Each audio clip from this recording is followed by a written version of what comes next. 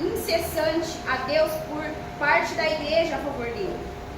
Na noite anterior ao dia em que Herodes ia apresentá-lo ao povo, Pedro dormia entre dois soldados, preso com duas correntes, sentinelas junto à porta. Guardavam a prisão. Eis, porém, que sobreveio um anjo do Senhor e uma luz iluminou a prisão. O anjo tocou no lado de Pedro e despertou, dizendo: levanta-te, depressa. Então as correntes caíram das mãos dele. E o anjo continuou: coloque o cinto, calce as sandálias. E ele assim o fez. O anjo lhe disse mais: põe a capa e siga-me. Então, saindo Pedro, o seguiu, não sabendo que era real o que estava sendo feito pelo anjo. Ele pensava que era uma visão. Depois de terem passado a primeira e a segunda sentinela, chegando ao portão de ferro que dava para a cidade, o qual se abriu automaticamente, e saindo, enveredaram por uma rua, e logo adiante o anjo se afastou dele. Então Pedro caiu e se disse: agora sei que de fato o Senhor enviou o anjo, me livrou da mão de Herodes e de toda a expectativa do povo judeu. Ao se dar conta disso, Pedro resolveu ir à casa de Maria, mãe de João, também chamado Marcos, onde muitas pessoas estavam congregando e orando. Amém? Irmãos, essa palavra, ela é uma palavra muito forte, né, que nos traz vários momentos, né, da palavra de reflexão. A Bíblia vai contar que Herodes, ele perseguia o povo judeu, mas ele perseguia o povo, né, que orava e levava a palavra do Senhor, porque ele tinha apoio das pessoas, né? A Bíblia vai falar que Herodes, ele tinha fama, né? E quanto mais ele fazia as coisas, mais aquele povo aplaudia ele, né? Mais ele se sentia protegido pelo povo. E essa passagem, ela vai nos falar que Herodes, ele perseguiu o povo de Deus. E por apoio dos judeus, ele perseguia os cristãos, né, que somos nós hoje, né? E a Bíblia vai falar que por aquele tempo, Herodes, ele mandou que prendesse Tiago. E a Bíblia vai nos falar que ele não só prendeu Tiago, mas ele também matou Tiago. E quando Herodes viu que o povo se agradava dessa perseguição, então ele levou Pedro preso também. E a Bíblia fala nesse versículo que a intenção de Herodes era, depois da Páscoa, levar Pedro até os judeus e fazer com Pedro a mesma coisa que ele tinha feito com Tiago, que era tirar a vida dele. Mas ele se esqueceu que, como nós sabemos, nas nossas vidas nós nascemos com um propósito. Todos nós temos um propósito. E nós só vamos morrer sim quando o propósito de Deus se cumprir nas nossas vidas. E também sabemos que a única pessoa ou a única coisa que tem o poder de impedir o propósito de Deus nas nossas vidas são nós mesmos. Mas nós sabemos e conhecemos esses discípulos de Jesus que andavam com Jesus, acompanhavam os seus milagres, que foram ensinados pelo próprio Jesus, né? Digamos que pelo próprio Deus, porque ele é uma trindade, né? Ele é a continuação do Pai. E nós sabemos que para aqueles discípulos, para os 12, que depois se tornaram 3, que eram os mais chegados de Jesus, existia um propósito.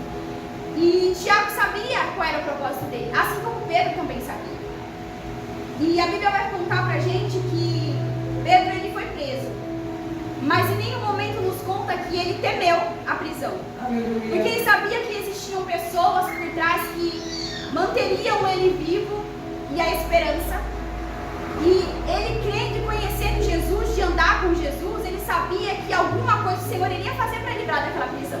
Aleluia. Ele sabia que algo iria acontecer, mas ele não sabia como. É como o hino do Thales, né? Eu não sei o que Deus vai fazer, mas eu sei que Ele vai fazer. E a Bíblia conta que, eu acho muito lindo, né, estudando essa palavra, que a Bíblia conta, irmão Wellington, que Pedro dormiu. E nós sabemos que hoje, quando a gente tem uma conta atrasada, ou um filho doente, ou alguma coisa para fazer que é muito importante, e está chegando a hora, a gente não consegue dormir, a gente não consegue comer, a gente não... Às vezes parece que nós nós não temos esperança. Às vezes parece que nós confiamos em Deus, mas está tão longe. Mas, Senhor, por que comigo? E a gente não vê a Bíblia falando isso sobre Pedro. Mas a gente vê a palavra dizer que Pedro dormiu. E quando o Senhor enviou o anjo para livrar Pedro, a Bíblia vai falar que o anjo teve que acordar Pedro. O que eu entendo com essa palavra é que Pedro, ele confiava tanto no amor de Deus, tanto no amor de Jesus, tanto naquilo que ele ouviu Jesus falar, tanto naquilo que ele ouviu Jesus fazer, que ele tinha certeza dentro dele de que ele iria ser liberto daquela prisão. E com isso, irmãos, eu consigo entender que, como eu conversei com meu esposo, é muito fácil, não é, que você falar assim, calma, descansa no Senhor. Mas é difícil o descansar. E eu tive um período na minha vida que agora não vou contar, mas eu sei que daqui a pouco, em nome de Jesus, que eu falava, Senhor, quando eu ia falar com alguém, ou no momento que meu esposo estava ali desesperado e aflito, eu falava assim, calma, descansa no Senhor. E aí uma vez em casa, arrumando a casa, e tinha acontecido um fato, né, que a igreja toda orou por esse acontecimento, que foi da filha do amigo do Renan do serviço. E aí eu conversando com Deus, eu falei, Senhor, como que é difícil, meu marido, como que você vai chegar numa mãe, ela talvez sem esperança, né, com o diagnóstico do médico, e falar para ela assim, calma, descansa no Senhor. E aí eu conversando com Deus, eu, Senhor, como é difícil. E naquele mesmo dia, meu marido, aconteceu algo que virou, não era mais a mãe que tinha que descansar no Senhor, era eu que tinha que descansar no Senhor. E aí eu conversando com o Douglas, eu falei assim, amor, como é difícil. Agora eu entendi que era igual Jó, sabe, Senhor, eu conheci o Senhor só de me falar, mas hoje eu conheço o Senhor de ver aquilo que o Senhor pode fazer. E eu acredito que Pedro naquele momento, ele viveu isso, a tranquilidade, a serenidade, a paz do espera no Senhor. Aleluia. E a Bíblia, ela vem falar que quando o anjo chegou, tocou em Pedro, acordou ele, e a palavra fala assim, que o anjo falou para ela, acorda e levanta depressa. Mas embaixo, Cristo, o anjo fala para Pedro, levanta, calça os seus sapatos, veste o cinto. Então, ele não era para ele sair de qualquer jeito, era para ele sair preparado. Aleluia. Mas não era preparado para lutar, não é? Era preparado para o que ele ia ver quando ele passasse os portões. Porque Pedro sabia que Jesus ia fazer algo, de fato ele fez algo. Mas ele não sabia se ele ia passar ali o primeiro sentinela e ele ia ter que lutar, ou ele não sabia que se ele morreria ali, se esse era o propósito, né? Do anjo, dele ter visto o anjo, ter falado com o anjo e saber que realmente o Senhor ele iria me livrar. Né? Ele não me esqueceu, Cristo, o Senhor esteve aqui, ele mandou o anjo dele, ele guerrear por mim. Mas esse ainda não era o propósito de Pedro. E a Bíblia fala que Pedro, ele achava que ele estava sonhando porque era algo que ele nunca imaginou. Sabe como a cura da mulher do fluxo de sangue, ela tinha fé que se ela tocasse ela seria curada, mas ela nunca imaginava que com uma palavra o Senhor falaria, via levantando, você já está curada. Aleluia! A gente imagina que o Senhor vai fazer alguma coisa, mas a gente não imagina de onde vai vir, o que vai ser feito. A gente não imagina, a gente só sabe o que ele vai fazer. Se for da vontade dele, ele vai fazer. E é impressionante quando a gente lê essa palavra, não é? Porque ali vai falar que Pedro foi preso, mas havia orações incessantes por ele. Glória a Deus, aleluia. A gente pode receber um diagnóstico do médico, mas o Senhor pode nos curar. Glória a Deus. A gente pode receber uma notícia que a gente vai estar desempregado amanhã, meu marido, mas o Senhor estará lá conosco.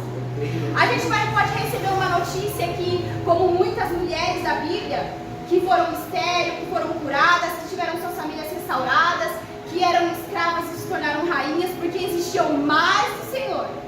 E através desse mais existiam pessoas que oravam por elas. Eu acredito nisso.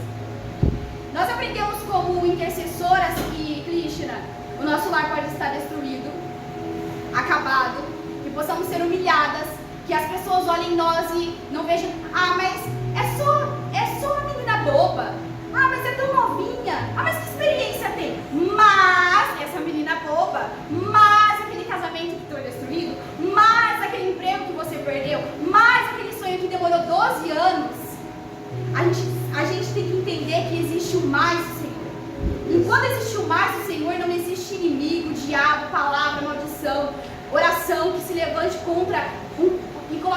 final na nossa história. Aleluia.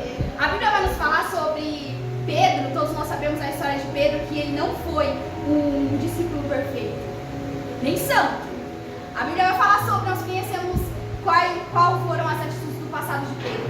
Mas o Senhor perdoou Pedro. Mas o Senhor viu a intenção do coração de Pedro e viu que tudo aquilo que ele fez era bom. Porque tudo que Pedro fez, ter cortado a orelha lá do soldado, foi para proteger Jesus. Mesmo ele sabendo, que Jesus não precisava. Jesus não precisava que Pedro interferisse. Porque a vontade de Deus é soberana. E o que eu acho mais encantador e perfeito dessa palavra é que quando Pedro chegou até o último portão, que eu acredito que ele pensou, eu estou do lado de fora, agora nada mais pode acontecer. Aí Pedro se tocou que sim, o Senhor já havia livrado ele. E muitas vezes é isso que acontece. Às vezes nós não enxergamos o milagre do Senhor como um todo. Nós só conseguimos ver que o Senhor fez um milagre nas nossas vidas, quando nós passamos o último portão, quando nós já estamos lá do lado de fora. Mas o Senhor, Ele nos lembra da promessa dEle, Natália, todos os dias. É quando você levanta, o Senhor, Ele te lembra, eu te acordei hoje, hein? É quando nós olhamos para os nossos filhos e vemos que eles são perfeitos. Porque, como eu disse antes, todos nós temos um propósito. E nós não sabemos o dia de amanhã.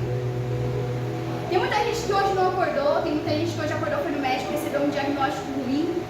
E talvez nem não ter a oportunidade de estar aqui e contando, o seu testemunho. Contando que o Senhor visitou ele nas prisões, que eles foram curados e libertos. E o que me chama a atenção nessa palavra é que a Bíblia fala que quando o anjo chegou até Pedro, onde Pedro estava, encontrou ele dormindo e acordou ele, a Bíblia conta que as correntes que prendiam as suas mãos, elas foram quebradas. E o Senhor, Ele nos lembra todos os dias que quando nós acordamos, há uma corrente sendo quebrada. Porque nós sabemos que o inimigo, ele não dorme.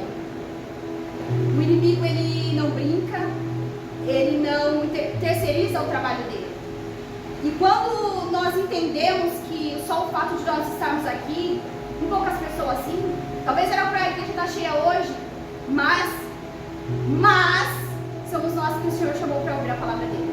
Aleluia. E hoje eu creio que correntes estão sendo quebradas, que pessoas estão sendo libertas de prisões. E nós entendemos que para o trabalhar de Deus, para o agir de Deus, não existe cadeias, não existe correntes, não existe doença, não existe desemprego, não existe palavra de maldição, não existe profecia maldita, não existe. Mas o que mais me chama a atenção, irmãos, e falou muito com o meu coração, foi que quando Pedro foi liberto da prisão, ele foi até a casa de Maria.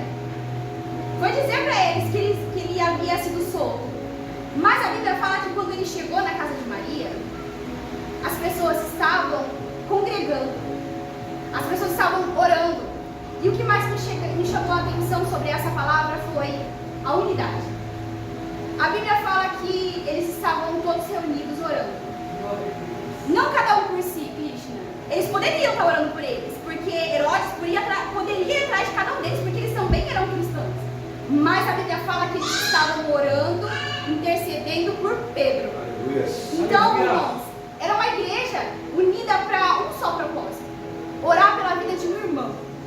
Orar pela vida de Pedro, que estava sendo preso, que estava sofrendo, estava sendo escoltado por um batalhão de soldados.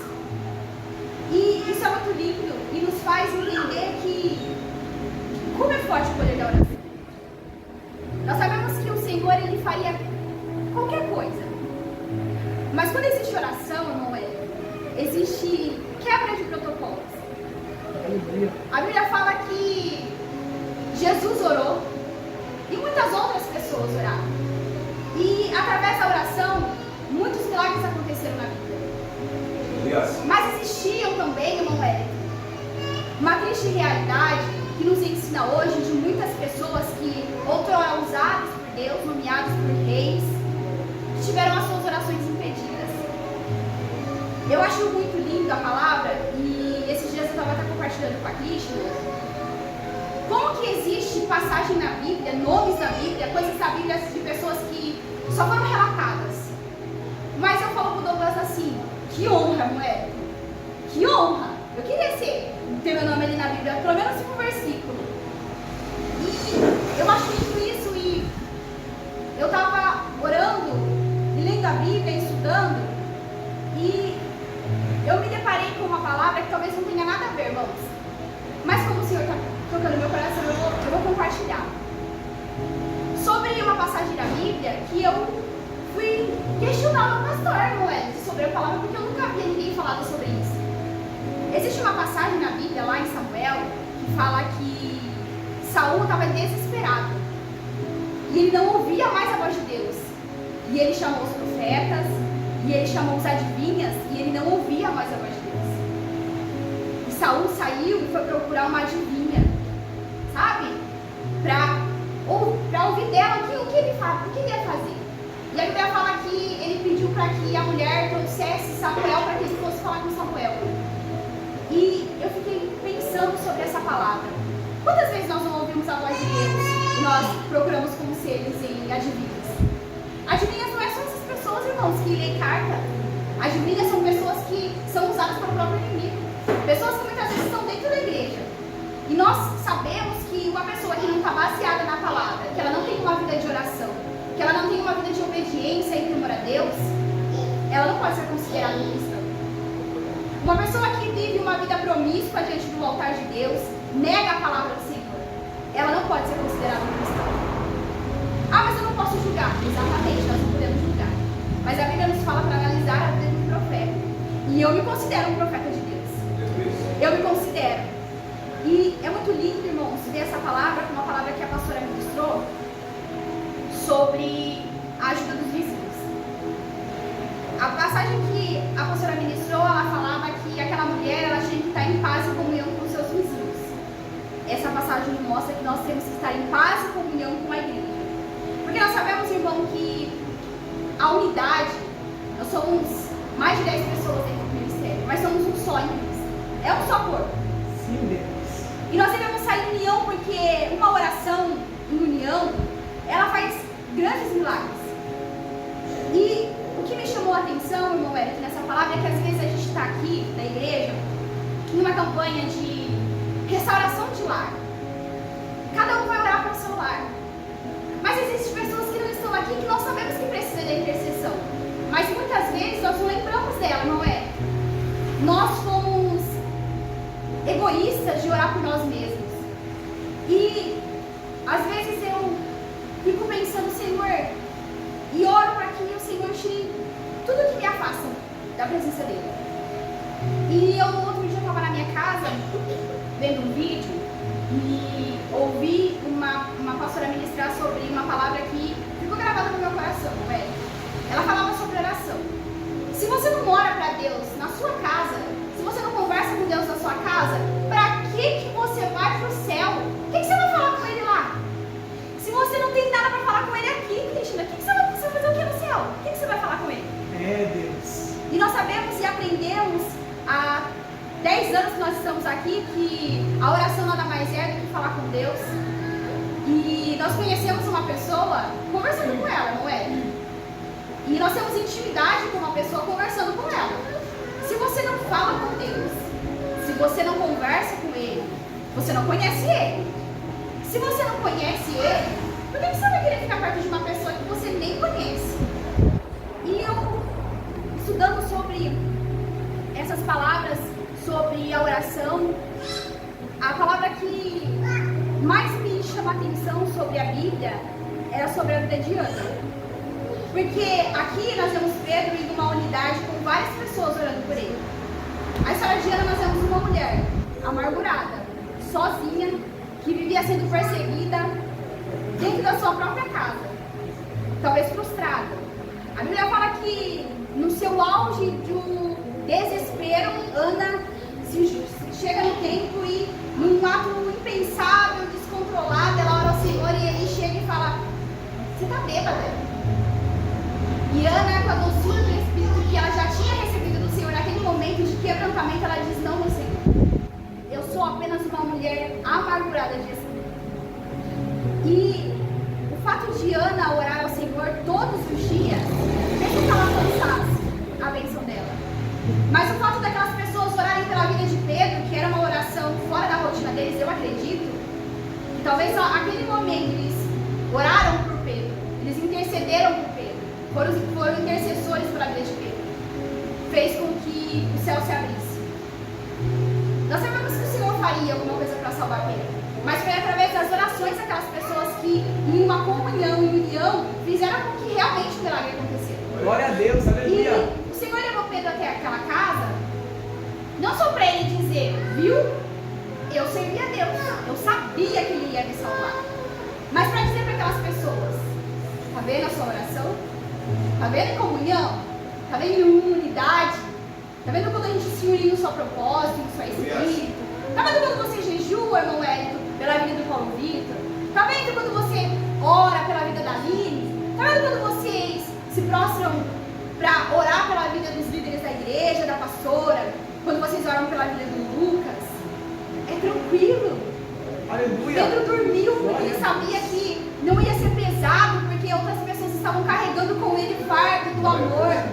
E a Bíblia fala que a oração que eles fizeram, não é? Era uma oração apaixonada, fervorosa, uma oração incessante. Eu não sei quanto tempo Pedro ficou preso, mas eu acredito que com o amor que eles estavam orando pela vida dele, se Pedro ficasse 2 dias preso, eles orariam. Eles clamariam pela vida dele. E isso é pagar um preço de oração pelo seu irmão. Talvez não, com certeza eles corriam o risco de ser presos também, serem perseguidos. Mas para eles não importaram a perseguição. Para eles importaram levar o nome de Cristo. Porque Tiago não teve a oportunidade de Pedro, ele foi morto. E se o Senhor não intervisse sobre a vida de Pedro, era isso que aconteceria com ele. E hoje eu entendo que se o Senhor não intervisse sobre a minha vida, eu não estaria aqui hoje. Eu nem sei o que seria de mim. Mas o Senhor interviu sobre a minha vida através da oração do meu esposo, através da oração da minha sogra, através da oração da minha cunhada, através da oração das minhas filhas. Porque assim, irmãos, eu já ouvi minhas filhas orando por mim. E é lindo isso. Então, irmãos, o que nós aprendemos? Não se importe com o que vai acontecer com você. Não se importe com o que as pessoas falam. Ah, irmão Ed, mas você vai orar pela vida do pastor Douglas? Mas você tem certeza? Ah, mas ele está passando por aquela prova lá? Ah, eu não sei não, viu? Tenho certeza que alguma coisa ele fez. Não se importe com isso. Porque a Bíblia diz que nós não estamos aqui para julgar, mas para amar e para pagar um preço de oração por todos. Aleluia. Porque se o próprio Deus fizesse isso conosco, não teria ninguém aqui. Porque somos todos pecadores. E a Bíblia, ela nos fala que o Senhor, ele conhece a intenção verdadeira do seu coração. Então não basta só orar. Você tem que orar com amor. Orar, Senhor, eu tenho certeza que Pedro vai ser liberto. Senhor, eu tenho certeza que eu não sei o que o Senhor vai fazer, mas as cadeias de Pedro vão ser soltas. Senhor, eu não sei o que o Senhor vai fazer, mas eu sei que o Senhor já entrou com providência lá no serviço do Renan. Senhor, eu não sei como o Senhor vai fazer, mas eu sei que o Lucas vai passar naquela prova. Senhor, eu não sei o que o Senhor vai fazer, mas eu sei que o Senhor vai enviar pessoas para ajudar a nossa igreja, pessoas que vão cuidar das pessoas que necessitam. É esse o nosso dever. Aleluia. É amar e orar sem julgar. Porque para julgar, nós já temos o próprio inimigo. Todos os dias ele joga na nossa cara. Mas você vai orar? Você vai orar para quê? Mas você vai lá na igreja? Mas você vai na igreja para quê? Mas você vai orar para fulano? Para quê? Nós vivemos, irmãos, somente seguir o que está escrito na Bíblia.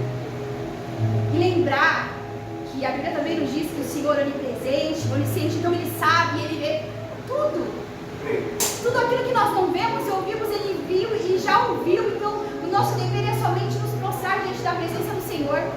E eu estava estou lendo um livro, no momento, que ele fala sobre como orar. E eu tinha medo de fechar a porta do meu quarto, apagar a luz e orar de joelho. Eu não tinha medo de uma opressão maligna, não. Eu tenho medo de bicho, sabe? Eu falava assim, mas se eu orar uma barata passar, mas sabe, era disso que eu tinha medo. E lendo o livro, eu entendi que existe sim. O nosso dever é orar de joelho. É em sinal de rendição e humilhação. Ah,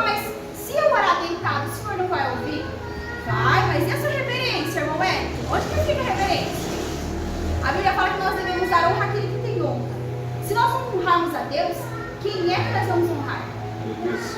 Então, irmãos, que nós possamos nessa noite aprender que nós somos um corpo só. Quando a gente toma a Santa Ceia, é isso que a gente declara. Somos 30 em um só. Aleluia. E é como a própria Bíblia fala, somos um corpo.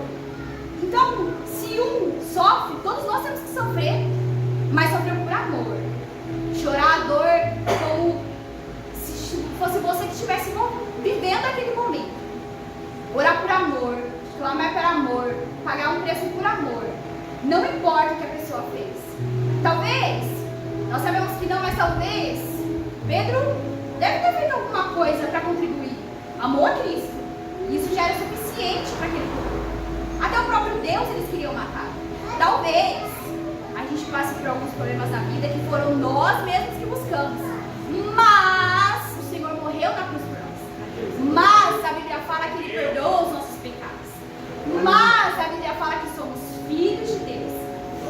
Mas a Bíblia fala que Deus deu o seu Filho para morrer na cruz para todos aqueles que nele crê, não pereça, mas que tenha a vida eterna.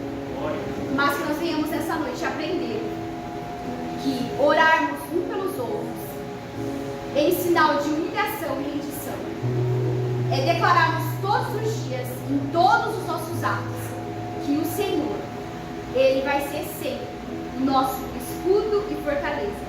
E que possamos sempre nos levantar como Pedro, como o anjo disse. Vai, pai, tu levanta, mas veste o seu sapato, veste o seu cinto, e que nós possamos crer que nós possamos passar por qualquer circunstância. Mas nós sabemos que o Senhor, Ele sempre fará algo ao nosso respeito. O nosso intercessor, o Espírito Santo, Ele já falou com o Pai o que nós precisamos. Mas também tem um mas para nós. Nós também temos que seguir o que está na Bíblia. Nós também temos que orar e clamar ao Senhor. E às vezes nos esquecer de nós mesmos e orar pela igreja, orar pelo nosso trabalho, orar pelo nosso patrão, orar pelos nossos filhos, orar pelos nossos clientes, orar por tudo aquilo que nós vamos fazer.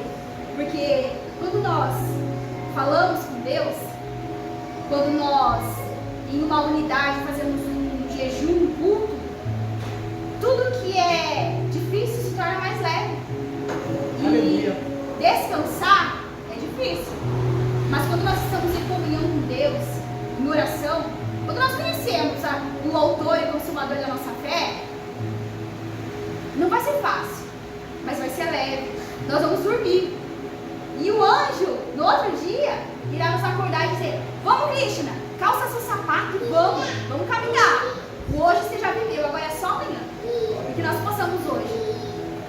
Talvez eu não tenha me expressado da forma que eu queria ou da forma que os irmãos esperavam, mas eu acredito que o Senhor, Ele falou comigo.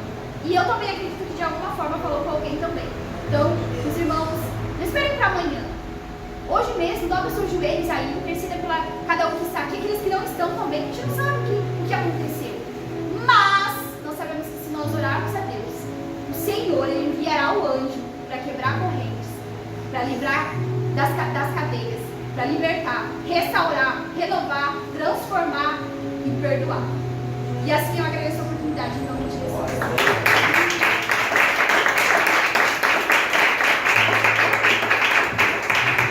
Aleluia. Eu recebo esse Aleluia.